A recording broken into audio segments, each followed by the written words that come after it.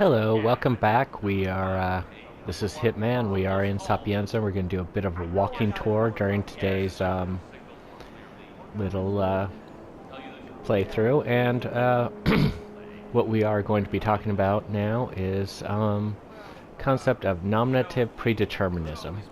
Okay, first off, it's quite lovely here. I'm just saying.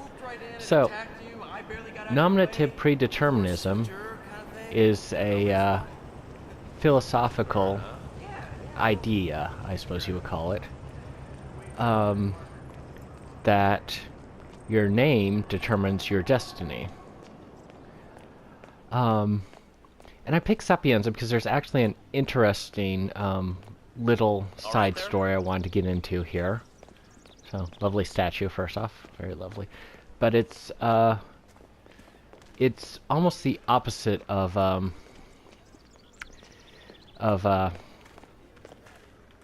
nominative predeterminism. Could not think of the words there. So, we're gonna go find the guy I'm looking for.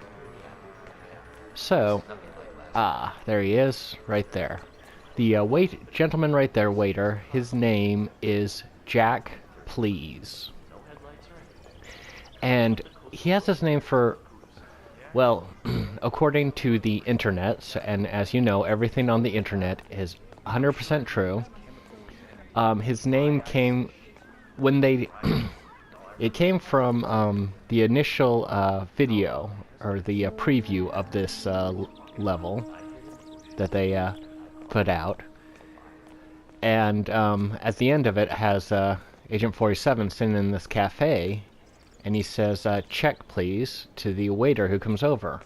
Well, apparently somebody misheard it as Jack Please and asked who this guy was, why he was called Jack, what was going on, and the developers liked it so much that they basically gave the character that name.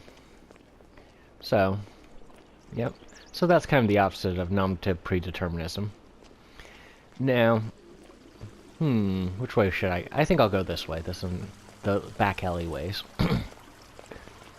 So, the idea of nominative predeterminism, at least the way I understand it, came from a time when people did not move around very much and would often take on the names of their professions. So, for example, in a village, a blacksmith would take on the name of Smith, and would then pass on the trade of blacksmithing to his son, who was also named Smith, and therefore it was, nominative predeterminism. His name, and that's kind of the idea. The name Smith, meant he was going to be a blacksmith when he grew up. So, kind of interesting. Now, when you get into video games and fiction, I'm going this way. Piece of junk. Damn it. Of course. It's just very atmospheric here. Anyway, when you get into video games and other fictional creations, fictional stuff, then you find kind of an ironic nominative predeterminism, and this is more visible in like in parodies and things like that, is when you notice this sort of nominative predeterminism more. Very lovely here. So, I'm gonna go into the graveyard just because it's a very lovely view of the place. Anyway, yep, you find it more often in parodies. For example, a Star Trek parody could very well have a character in a red shirt being named Gonna Die, as kind of that sort of joke, and that's what you see. But you find much more subtle versions in a lot of more serious games, although they're not always all that serious. Ooh. That'd be fun if we could go over to the tower, but sadly no. I could poison the water bottle too, but no. So to give you some examples of games that have characters who are nominative predetermined, whose names kind of determine who they are or what happens. Still pretty. Borderlands 2, which I've never played, but apparently has a character named Face McShooty, whose main goal in life is to get you, the player, to shoot him in the face. Now, presumably he gave himself this name, or it was just, well, it's pretty much just a joke from the creators, but yeah. So you can kind of see that nominative predeterminism. That's his goal in life, and that's a much more subtle one would be the character of Tifa Lockhart in Final Fantasy VII. The creators themselves said that she was named Lockhart because that describes her personality. She's kind of locked her heart away. She's still a good person, but she's in love with Cloud, the main character, but she hides it. She locks her heart away, and that's a very good description of her and how she is. And that's kind of just a brief look at nominative predeterminism right there, and you kind of see the effect in games. Well, it doesn't always play out, so there's a certain degree of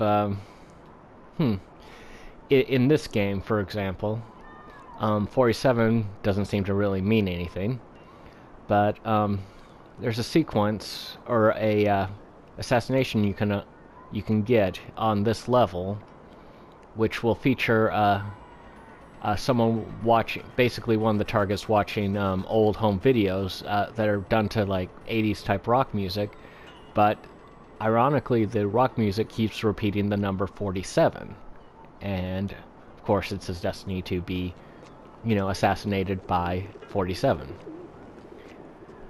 And yeah, that's really about all there is to it. And an interesting side feature of it, which you can do in your own time. Ooh, I think there's an airplane up there. Cool. What you can do in your own time is to kind of explore the origins and meanings behind your name and see if it actually you have become that way. So I'm given two of my names, the ones that you see up on the screen, Joshua and Thomas, are both biblical names. One was a prophet from the Old Testament, and the other was an apostle of Christ who became known as Doubting Thomas, because he didn't believe what he was told by the other apostles at one point. He had to be shown. And yeah, which may or may not describe me, but it's an interesting look at my own name. And Greetings. yeah, so I encourage you to do that. Look at your own name, see if you're nominatively predetermined.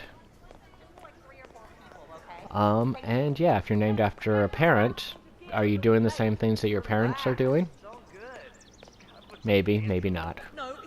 Anyway, I hope you've enjoyed this walking tour of Sapienza, and learning about nominative predeterminism. Like and subscribe if you like this video, and I will see you in the next video. Bye.